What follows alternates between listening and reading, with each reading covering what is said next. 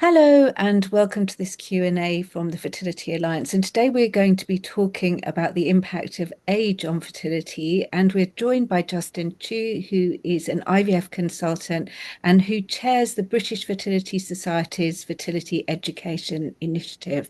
So Justin, I wanted to start by asking you, why does age make such a difference to fertility? Yeah, so I mean, in terms of age, we could obviously split that up into female age and male age, but I think the focus of a lot of attention when it comes to aging is obviously on female partner age. When couples or patients are going through fertility treatment or fertility preservation. And it's pretty simple. It comes right down to basic biology. For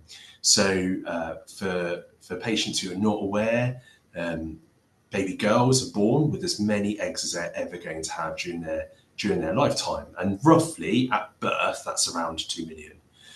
By puberty, it's around 4 to 500,000, and that number will reduce as time goes on. Because actually, in a normal menstrual cycle, what actually happens is that during a period when we've got a reduction in estrogen and progesterone, we get an increase in our FSH and LH hormones from the pituitary gland, and that leads to a group cohort of follicles growing. But only one of those follicles will actually win the race, and that's the one that will ovulate. The rest of those follicles actually never amount to being the dominant follicle and therefore will just die away and what we call become atretic. So as women get older, there is a real reduction in, first of all, the quantity of eggs. But I think what is probably even much more important that a lot of patients need to really get to grips with in terms of a concept is that the quality of those oocytes really decreases as well as women get older. And the reason for that is because when you, a female fetus even, at 20 weeks gestation, cell division begins during that fetal life at around 20 weeks for those oocytes to undergo the first part of what we call the meiotic division as part of the process that produces eggs. So a lot of you will be thinking, oh, I remember that word meiosis from GCSE biology or science. But actually, that process beginning at that fetal stage means that as women get older, the chances of cell division and, more importantly, genetic division happening normally becomes less and less. So the chromosomes kind of get stuck together and cell division doesn't quite happen quite normally. And we end up with potentially oocytes with an abnormal number of chromosomes in them. So the quality of those eggs therefore reduces, and the chances of pregnancy, whether it's via natural conception, IVF, reduces, and the risk of miscarriage increases. And it's also why women who are older increase their risk of other clinical syndromes where there's abnormal number of chromosomes. So things like Down syndrome, Patau syndrome, Edwards syndrome, Klinefelter's, Turner syndrome as well. And what age does fertility start to decline? When do you actually see it having an impact? So that's a really good question, and it really depends on the literature and the research that you read. In general, though, we tend to say that the age is somewhere around 32 or 35, again, depending on the research papers that you read. That's when we start seeing abnormalities with the quantity of eggs and also the quality of eggs as well. And does that aging process also happen for men? Does that decline in fertility also happen for men? Yeah, so really good question. And as I mentioned, yeah, fertility in men is also affected by age. So specifically, we tend to see more issues around sperm DNA and breaks in the DNA in the sperm, so DNA fragmentation as men get over the age of 40. And that's why we tend to see slight increased risk of miscarriage when pregnancies are conceived from men who are over the age of 40. And in terms of what you can actually do to make a difference to any of this, there's quite a lot of information out there about different things you can do to improve your egg quality. Do any of them actually work? So I get asked this a lot, and the answer is unfortunately, there isn't anything that is very clearly documented with very strong evidence suggests that that's going to improve the egg quality or quantity that are left inside the ovaries. Unfortunately, as we said from the beginning, the eggs that we have in our ovaries are as many as we're going to have from birth. So that number is going to reduce as time goes by. And also, the quality of those eggs reduces due to that chromosomal division in that first multic division that we were talking about as women get older.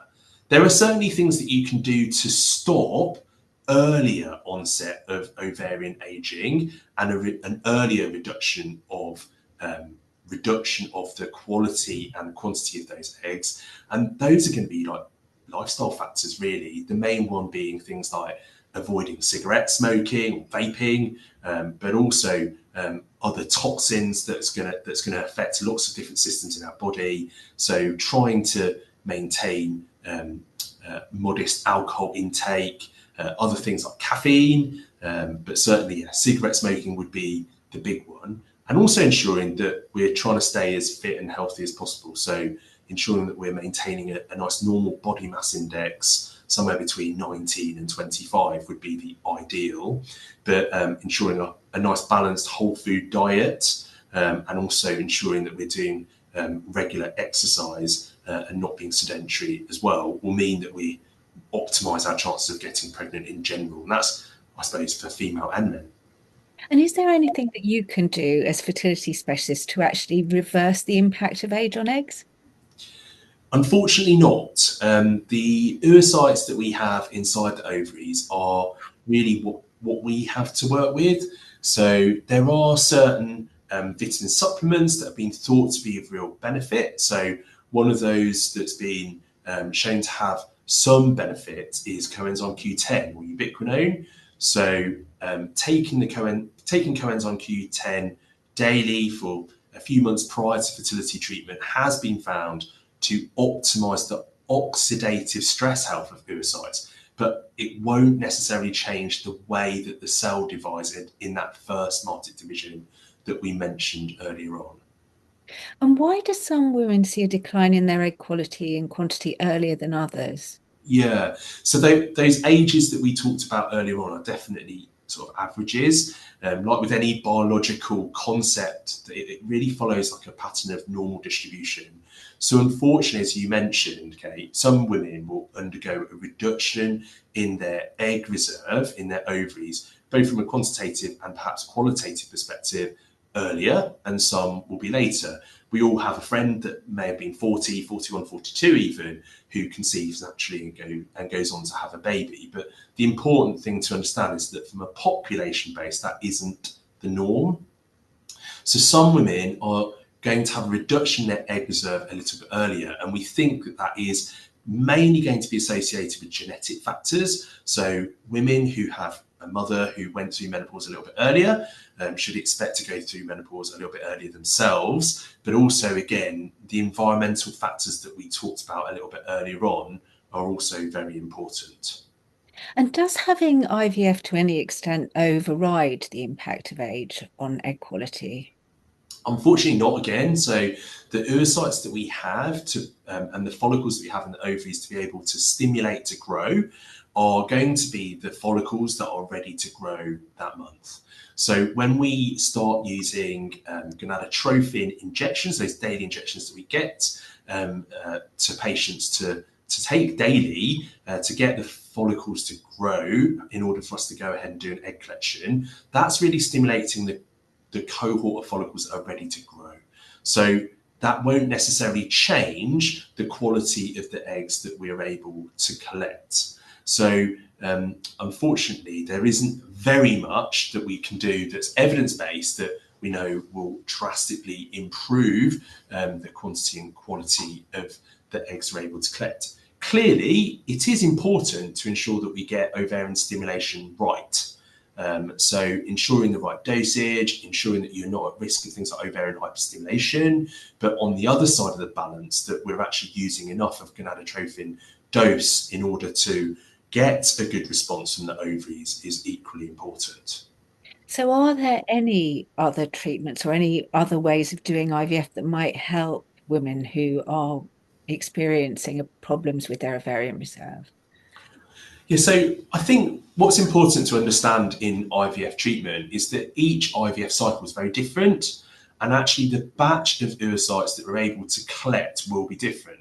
The aim of the game, if you like, in IVF is actually to stimulate the ovaries in order to hopefully collect one of those oocytes from the batch that we're able to collect in that yield, to hopefully for it to be normal from a genetic perspective, so that we can then get it fertilized in the embryology laboratory with a normal sperm to create a normal embryo to then place back in a normal uterus. But there isn't any sort of tinkering, if you like, that IVF specialists can really do that will make your oocytes much better in that cycle. So I suppose from our work in fertility education initiative, what we need patients to understand is that if you're going to be trying for pregnancy, obviously try as early as possible if we know that the quantity and the quality of the eggs is reducing as women age. But also try to understand that sometimes IVF treatment isn't perfect. So you may need 2 or 3 cycles in order for us to find that embryo with the right number of chromosomes, right genetic materials in order for us to achieve a pregnancy for you. And we know that there are cut-offs, age cut-offs for NHS fertility treatment. Does that apply in the private sector as well? Yeah, so many IVF groups, including the one that I work for, will apply age cut-offs for own egg IVF treatment. So if you want to do a little bit of research, if you contact that IVF unit, they'll be able to provide the cut-off that is available. Some of those NHS integrated care board funding limits for age, the majority of them are 40, some a little bit lower as well at age 35. So it's worthwhile speaking to your GP to find out what those funding limits would be. But again, if you're thinking about having IVF treatment in the private sector and want to know what the age limit is for own egg IVF treatment, then just get in touch with that IVF unit to find out. What kind of ages do you think we might be talking about roughly? Yeah, so they vary depending on the different IVF units. Some will use a cut-off of 44th birthday. Some will be a little bit earlier than that. So important just to find out from those individual units as to what is the actual cut-off. And if people are worried about not being in a position to try to conceive earlier, which, as you said, is often the best way around this, is egg freezing a good idea, do you think? I think egg freezing is a really good plan if you want to sort of invest in your future. So the if social and relationship situation means that you're unable to try for pregnancy at an earlier age, then yeah, making that step to contact a fertility unit so that you can get in for egg freezing would be a good sound investment for the future. And the earlier that we're able to collect oocytes and store them for you frozen in one of the embryology laboratories, the better really. So the earlier that we get those eggs out, the higher the chance really that they're going to have a clinical benefit when it comes the right time to use them. The reason why I call them an investment rather than like an insurance policy, hopefully, like with your car insurance policy, if you crash or you have an accident, hopefully the insurance company would pay out. The issue with fertility preservation is that you do need to understand that we are unable to guarantee that the eggs or even embryos that you freeze for later use will be of clinical benefit. So having them there is a really good option, but you mustn't rely on that as an absolute guarantee that you will be able to use them and have your family in the future. And in order to have a kind of reasonable chance of it working, what kind of age should people be thinking of freezing eggs? Yeah, I mean, realistically, the age that we freeze eggs is absolutely important. We tend to talk about this limit of 35. If women are below the age of 35, they've got a very good chance that any frozen eggs or embryos for fertility preservation will be of benefit in the future. That's not to say that we wouldn't proceed with fertility preservation for women over the age of 35, but we would be wanting to manage your expectations really, really well in that context. Finally, I just wanted to ask you, do you think in the future we might see more options for older women? I hope so. Science is obviously developing all of the time. I think there's some really exciting research projects that are going on to try and improve that cell division that is causing an issue with egg quality that I mentioned right at the top of this piece. Hopefully, with advances in science, we might be able to impact the quality of the oocytes that we're able to collect in women who are a bit more of an advanced age in the future. But watch this space, I suppose. It's quite an exciting field of medicine. Justin Chu, thank you so much. That was really informative and really helpful. Thank you.